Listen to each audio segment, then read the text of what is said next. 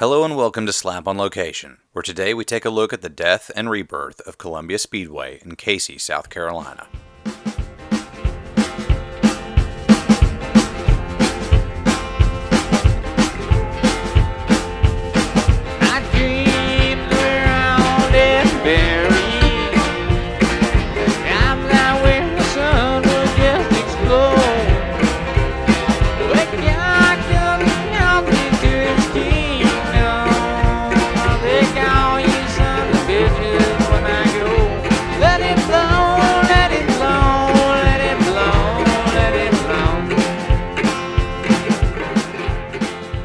Hello and welcome to episode 5 of S1ap on Location, where today we visit the historic Columbia Speedway out here in Cayce, South Carolina.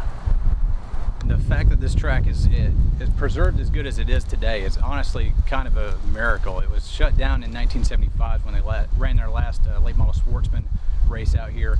There are a couple of big names out here. Cale Yarborough made his appearance out here, but then the track was just kind of left to rot out here. There were trees growing up all over the infield, was completely taken over. Trees growing up in the asphalt over in turns 3 and 4 over there. And Robbie Solesbee decided he was going to make it his little passion project to come out here and fix up the Speedway.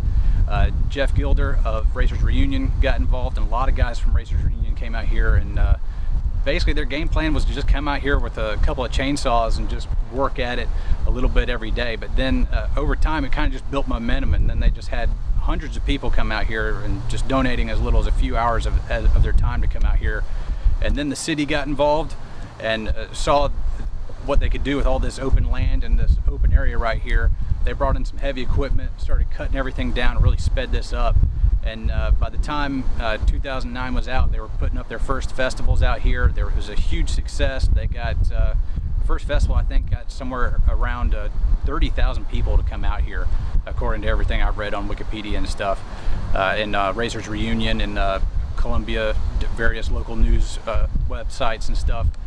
But it's just been a smash hit ever since it took off in 2009, and really it's just awesome that they were able to just save the Speedway basically, and at least keep it around for festivals and stuff, even if there's not going to be any more racing out here. And right now I'm standing at pit exit, which the pit road here is incredibly short. They'd have like 30 something guys out here racing, and the fact that they were able to stack up all the old haulers out here in like a semicircle, and you actually use this really tiny, probably an 1/8 of a mile long pit road is just incredible. But this was the site of one of NASCAR's last dirt races. In 1970, of course, the North Carolina State Fairgrounds held the very last race, but they had 2 other dirt track races there as well. And both of those were here at Columbia Speedway. Now, they paved the track in 1971, and Richard Petty won the very last race here. But he also made his very first start here in the convertible series. And a few weeks later, he would go up to Toronto, Canada, at Exhibition Park up there, and he would make his very first Cup start. Which, fun fact, the Exhibition Park up in Toronto is where the IndyCar has the Toronto Grand Prix at today. So that's pretty cool that it all just came around in one big circle like that. But this was his very first NASCAR start. It was in the convertible series, which was kind of the Tier 2 division. You saw Rex White and Curtis Turner really show up in that division a lot. But yeah, it was his first start out here, and he won a bunch of races out here. Bobby Isaac won a bunch of races. David Pearson, just a who's who of old NASCAR stars. All right, we're over here right at start finish, and looking at the front stretch wall they used to have out here, which is literally just railroad rails. They'd have 3 of them going long ways, and then they'd post them into the ground about 3 or 4 feet deep in concrete. And former NASCAR star Butch Lindley, track champion over at Greenville-Pickens Speedway back in 1972, he was scared to death to race here apparently. He said this was probably one of the dangerous tracks in America, definitely the Southeast, just because of these front stretch walls.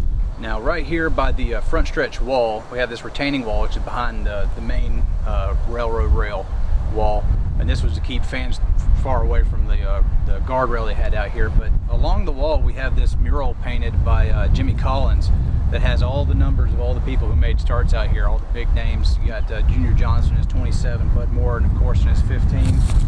You have Rex White, his number 4, anybody who is anybody who was in NASCAR and raced out here has a number along this mural that Jimmy Collins painted, which is honestly pretty awesome. It's right here in front of where the grandstands would be. You can see all the old grandstand pylons that still haven't been taken up yet, but this was where about anywhere between 10,000 7,000 people would pack in these grandstands and come and watch these guys out here race. I'm standing in front of the ticket office, which is the original ticket office, and another fun fact, this paint right here, all of this was pretty much original. All they had to do was just touch it up with some new paint. It was still there, it was still legible and everything, so all the fonts here, all the arrows and everything is all original. Now this down here, the checkered and red stripes and everything, that was added in at a later date, and it's faded a little bit since then. But yeah, this is the original ticket office. Still got some of the original plexiglass and stuff. If you had cash, you come over to these two gates right here. If you had some sort of thing you need to talk to the main office about, that was their little kiosk right there. Over here in turn 1, you can get a really good look at how steep the banks were here. And even as a dirt track, this track had really steep banks. As far as we can estimate, they were around 15-16 degrees, which is pretty good for a half-mile speedway. And even as a dirt track, this place was bad fast. The groundskeeper down here would actually put rock salt out into the track, soak up all the moisture, and just make it almost as hard as asphalt. So when they paved everything over in 1971, not a whole lot changed. It was still fast, it was still considered kind of a dangerous track, even though, as far as I know, no stock car fatalities were ever recorded here, thank goodness. But yeah, it was a fast track, and when they paved it in 1971, that was kind of like a last gasp of trying to stay on the schedule. Of course, the modern era would come in 1972, and they dropped a lot of smaller market venues on the circuit.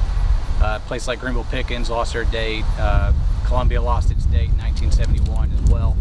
And with attendance figures as high as 10,000 on their best day and purses around pretty uncompetitive, some of the lowest on the circuit, they weren't going to be able to stay on the schedule. So in 1972 they left, and they ran their last race in 1975, and that was it for the Speedway. But just going through here, we can take a look at some of the guardrails, the wooden posts they had up here, and take a look at those.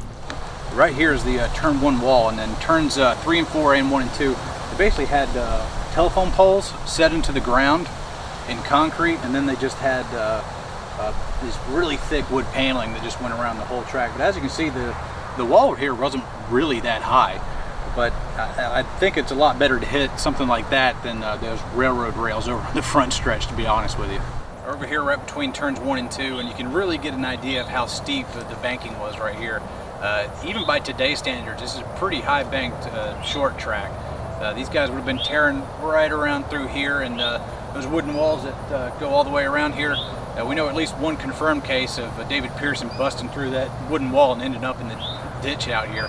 But yes, as fast as this track was, it's kind of hard to believe that the only thing stopping guys was some telephone poles back here and some wooden paneling, and they just kind of hoped that would keep these cars at bay. We're over here on the backstretch now, and you can see where this is where they had basically just standard rail, guardrail that would be on like a road or something.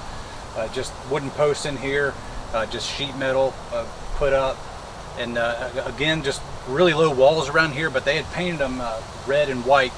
And apparently this was done by Bill France to make the car look like they were going a little bit faster. A lot of tracks back in the day had been painted red and white. Greenville Pickens, Darlington back then, and just recently they repainted the whole track, so it's got those red and white stripes all over it. But yeah, you can see the original paint here and everything. Everything's grown up a little bit more. They're out of season right now for festivals and gatherings out here, but they'll come back out here, beat all of Mother Nature back, and be around for all the festivals and car shows next year. And it's pretty crazy to think all the big names that used to come down this little back road right here and come out onto the banking of the straightaway, which probably has about 3 or 4 degrees of banking even on the back straight. But all the guys that came through here, Curtis Turner, Cale Yarborough, David Pearson, Bobby Isaac, Richard Petty, just anybody from the 50s and 60s who was anybody in NASCAR, paid their ticket prices up there and then came down here, crossed right over this same piece of pavement, and went out here and went racing.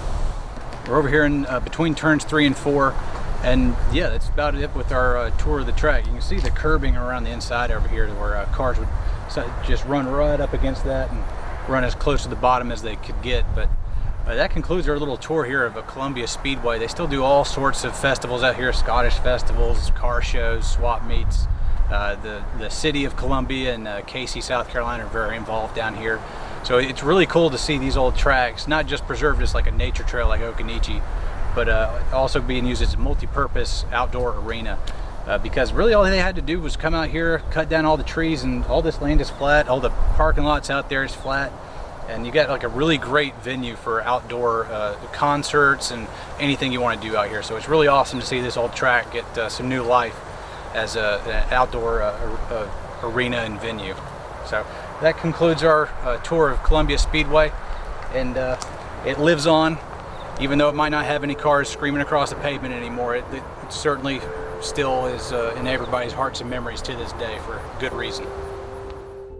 The end of the 1971 season saw a lot of short tracks either being dropped down to the lower divisions or just forgotten about completely. In the end, only 5 short tracks remained. Nashville and Bristol stayed because of their fast speeds, Martinsville and North Wilkesboro because of their legacies, and Richmond for its lucrative market, and still to this day it remains one of the highest yielding TV markets for NASCAR. With basic amenities, little income, and dangerous design features, it was only a matter of time until Columbia Speedway succumbed to the steady march of progress. However, this nearly forgotten track has found new life thanks to the hard work of just a few people, with a passion for racing and a strong work ethic. Because of their efforts, the track continues on as a relevant fixture in the Columbia area and will continue to create new memories for years to come. I'm Slapshoes, thanks for watching, and if you like what you just saw, consider supporting me on Patreon to help fund more explorations of the tracks that made NASCAR what it is today. Until next time, y'all take it easy.